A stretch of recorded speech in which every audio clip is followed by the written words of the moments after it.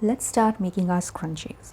To begin with, we need a strip of fabric that is almost 50 to 55 centimeters in width and almost 10 centimeter in height.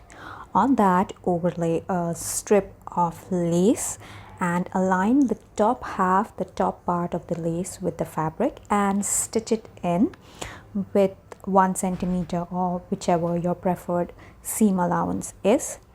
Then once the lace is sewn in, press it down. In the next step, we have to fold the fabric in half, joining the small edges together, the shorter edges together, and stitch along the shorter end.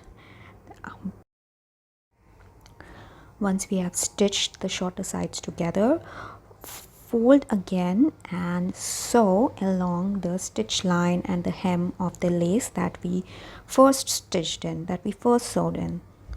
While sewing, remember to leave a small opening to insert our elastic. The elastic I'm using is almost 1 centimeter in width, and the length of the elastic I've used is around 15 centimeters.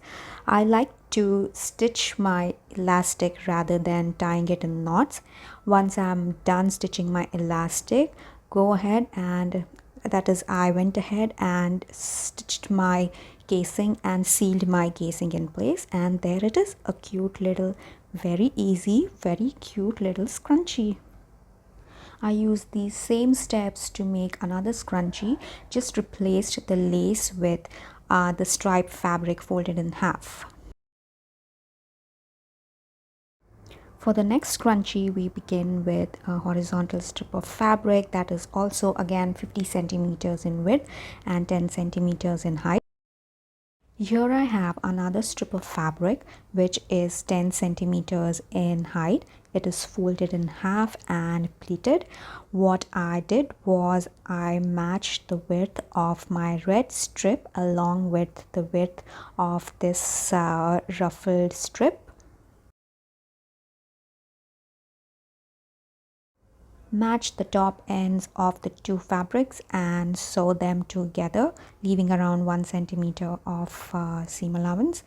Then once the stitching is done, iron and fold the fabric in half, matching the two shorter ends.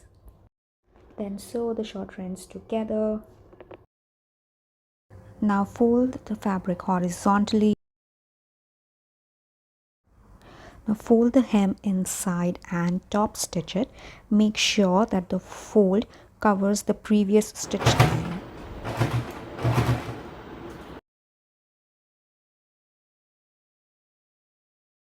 While sewing, remember to leave a small opening to insert our elastic. At this edge and this end, we are going to make another tunnel to insert our elastic, so the elastic doesn't move around in our scrunchie, and we are going to make sure to leave a small opening here again, and the opening should be parallel to our previous opening, like you can see here. And right here I'm inserting the elastic in the casing. I've already made the casing. You can see a small stitch line right there.